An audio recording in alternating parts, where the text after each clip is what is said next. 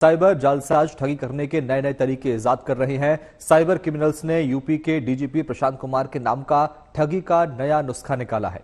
Cyber ठगों ने अपने काले कारनामे को अंजाम देने के लिए उनके नाम और फोटो का इस्तेमाल किया। यही नहीं, इंस्टाग्राम आईडी और यूट्यूब चैनल बनाकर लोगों से आर्थिक मदद की मांग की है। लेकिन जैसे ही इसकी सूचना मिली, पुलिस महकमे में हड़कंप मच गया। डीजीपी ऑफिस में तैनात एएसआई गुलाम हुसैन ने साइबर ठगों के खिलाफ साइबर थाने में जाके मुकदमा दर्ज कराया। अब साइबर सेल साइबर ठगों के धरपकड़ में जुट गई है। ऐसे में जरूरी है कि साइबर ठग और उनके ठगी के तरीकों को लेकर खुद सतर्क हो जाएं। देखिए ये रिपोर्ट।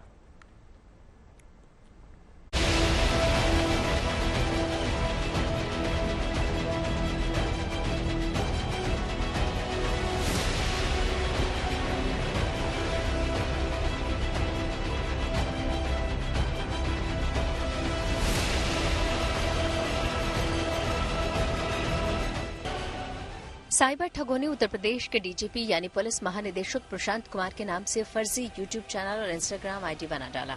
इतना ही नहीं, यूट्यूब चैनल और इंस्टाग्राम आईडी के जरिए जयपुर के अजमेर रोड पर हुए सड़क हादसे में पीड़ितों की मदद के लिए पैसा मांगा जा रहा था और इसके लिए साइबर ठग बाकायदा क्यूआर कोड भी भेज रहे थे। जब इस मामले की जानकारी यूपी पुलिस को हुई, तब डीजीपी की तरफ से एक सब इंस्पेक्टर ने साइबर थाने में एफआईआर दर्ज कराई। उत्तर प्रदेश में डीजीपी उत्तर प्रदेश प्रशांत कुमार के नाम पर फर्जी इंस्टाग्राम आईडी बनाकर क्यूआर कोड पब्लिश कर दिया गया और यही नहीं, साफ तौर से उस पर पैसे की मांग भी की जाती रही। इस पूरे मामले का जब संज्ञान उत्तर प्रदेश की पुलिस को लगा, तब इस पूरे मामले पर मुकदमा दर्ज कराया गया। अब साइबर पुलिस इसकी जांच कर रही है। लेकिन खास बात यह है कि इंस्टाग्राम पर डीजीपी प्रशांत कुमार की वर्दी की फोटो लगाकर उसे ब्लू टिक कराकर क्यूआर कोड पब्लिश कर देना, ये कहीं ना कहीं दर्शाता है कि कितना इजी है एक्सेस करना किसी भी इंस्टाग्राम आईडी पर किसी भी ऐसे प्रोफाइल के डीजीपी या व्यक्ति की। सवाल कहीं है कि आखिर किस तरीके से ये पूरी इंस्टाग्राम आईडी बनाई गई और उसको ब्लू टिक करा दिया गया, जिस पर सवाल फेसबुक मेटा पर भी उठते हैं कि किस तरीके से जो ब्लू टिक लिया गया, आखिर उसके पीछे भी मानक क्या थे। दूसरी तरफ जब इस क्यूआर कोड को पब्लिश किया गया तो उस पर जयपुर में हुए टैंकर हादसे में लोगों के लिए मदद मांगने के नाम पर यह क्यूआर कोड पब्लिश किया गया और उस पर मदद मांगी जाने लगी कि इस पर जिन लोग मदद करना चाहते हैं वो इस पर पैसा दें। दरअसल जयपुर में 21 दिसंबर को एलपीजी के टैंकर में ब्लास्ट हुआ था और इस हादसे में 20 लोगों की जान चली गई थी। हादसा इतना भयानक था कि 200 मीटर के एरिया में कई गाड़ियां जलकर खाक हो गईं। वहीं बसों में बैठे यात्री झुलस गए और इनमें से कई ने हॉस्पिटल में दम तोड़ दिया। इसी हादसे को आधार बनाकर साइबर क्रिमिनल्स लोगों से ठगी कर रहे हैं। उत्तर प्रदेश के डीजीपी प्रशांत कुमार के नाम से एक फेक आईडी बनती है इंस्टाग्राम पर और उस पे बारकोड लगाने के बाद पैसे की मांग की जाती है। हालांकि पुलिस इस मामले पर तत्काल कार्रवाई करते हुए इस पूरे मामले पर मुकदमा दर्ज कर लेती है और जांच की जा रही है। हमारे साथ डीसीपी सेंट्रल रवीना त्यागी जी मौजूद हैं। मैम, जिस तरीके से ये मामला आया था, क्या मामला आया और उसमें किस तरीके की आप लोग कार्रवाई कर रहे हैं? और देखिए, जैसा आपने बताया कि डीजीपी सर का एक फेक अकाउंट किसी ने बना करके उसको वेरीफाई भी करवा लिया था। इस पर तत्काल जैसी संज्ञान में आया है, इसमें तत्काल प्रभाव से मुकदमा साइबर थाने पर दर्ज कर लिया गया है और विवेचना जारी है इस समय पर और हम जल्द से जल्द इसका खुलासा भी करेंगे। एफआईआर के मुताबिक साइबर ठगों ने डीजीपी प्रशांत कुमार के नाम से फर्जी इंस्टाग्राम अकाउंट प्रशांत के _dgp.up बनाया है, जिसमें प्रशांत कुमार की फोटो लगाई गई है। इस अकाउंट से ठग जयपुर में हुए हादसे में घायल लोगों के लिए आर्थिक सहायता मांग रहे हैं। इसके लिए उन्होंने क्यूआर कोड भी जारी किया है। इसको स्कैन करने और पैसे ट्रांसफर करने की अपील की जा रही है। वहीं ठगों ने फर्जी YouTube channel Prashant Kumar IPS प्रशांत के डीजीपी यूपी और वेबसाइट भी बनाई है। इसके अलावा एक वेबसाइट भी चलाई जा रही है और इसी से पैसे मांगे जा रहे हैं। अब इस मामले में एफआईआर दर्ज होने के बाद लखनऊ साइबर सेल ने एफआईआर दर्ज कर जांच शुरू कर दी है और जल्द ही साइबर ठगों को गिरफ्तार करने की बात कही जा रही है। डीजीपी प्रशांत कुमार का फोटो, उनकी इंस्टाग्राम आईडी, ब्लू टिक, इन सभी के साथ कई ऐसे लोग होंगे जो शायद इस बात को मानकर उसमें पैसा डाल भी चुके होंगे। इस पूरे मामले का संज्ञान लगते ही उत्तर प्रदेश पुलिस सख्ते में आ गई और इस पूरे मामले पर साइबर पुलिस ने मुकदमा दर्ज करा दिया है। अब पुलिस जांच कर रही है और लोगों को ढूंढ रही है, आरोपियों को, कि जो इसके पीछे थे, कि आखिर उनका मकसद फ्रॉड करना ही था या कुछ और।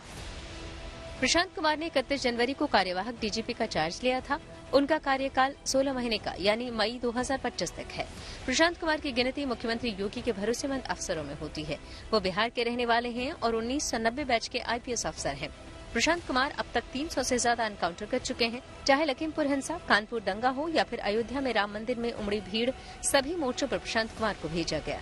यही नहीं, उन्होंने यूपी में संजीव जीवा, कग्गा, मुकीम काला, सुशील मुंज, अनिल दुजाना, सुंदर भाटी, विक्की त्यागी, साबिर गैंग के आतंक का भी खात्मा किया। मैम, क्या ऐसे लोग लगातार पैसे की भी मांग कर रहे थे? उससे किस तरीके की, क्योंकि बारकोड बताया जाता है कि उसमें डाल दिया था जिससे कि लोग पैसा उसमें दें, तो इस तरीके की स्ट्रैटेजी क्या बड़े फ्रॉडस्टर ही करते हैं या क्या कुछ अनुमान है आपका? देखिए, इसमें विवेचना प्रचलित है। जो भी तथ्य इसमें आएंगे उसके आधार पर हम लोग आगे बताने की स्थिति में आएंगे, तब आपको अवगत कराया जाएगा। यूपी पुलिस फर्जी खबरों और साइबर अपराध पर अंकुश लगाने के लिए डिजिटल वॉरियर बनाएगी। इसके लिए कॉलेज और यूनिवर्सिटीज के छात्रों और सोशल मीडिया इन्फ्लुएंसर्स को जोड़ा जाएगा। यूपी के डीजीपी प्रशांत कुमार के मुताबिक डिजिटल वॉरियर की 4 कैटेगरी होगी। पहली श्रेणी के डिजिटल वॉरियर फर्जी खबरों के प्रति सचेत करेंगे। दूसरी श्रेणी में साइबर अपराध के प्रति जागरूक करेंगे। तीसरी श्रेणी साइबर ट्रेनर के रूप में होगी और चौथी श्रेणी के तहत डिजिटल वॉरियर पुलिस के अभियानों और सराहनीय कार्यों का प्रचार प्रसार करेंगे। जो साइबर क्राइम का एक नया आयाम जुड़ता जा रहा है, उसको देखते हुए ये निर्णय लिया गया है कि अब हम हमारे जो डिजिटल वॉलंटियर्स हैं उनको एक हम नया नाम देंगे जो कि डिजिटल वॉरियर होंगे। और इसके लिए हम लोग जो जितने भी स्कूल कॉलेजेस हैं इसमें लोगों को प्रोत्साहित करेंगे। इसके लिए कार्यशालाएं आयोजित की जाएंगी। इनके गूगल फॉर्म भी हम भरवाएंगे जिसमें उनके कॉन्टैक्ट नंबर्स रहेंगे। साथ ही साथ हम एक ये भी प्रयास कर रहे हैं कि स्कूल कॉलेजेस में साइबर क्लब की स्थापना भी हम करें।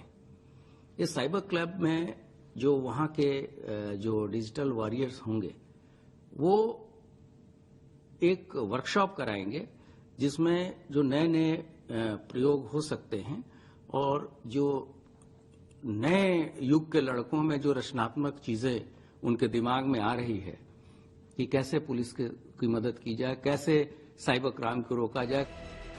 वहीं इंटरनेट सुरक्षा कंपनी मैकाफी ने भी साइबर क्राइम और एआई के बढ़ते खतरे को लेकर चेतावनी दी है।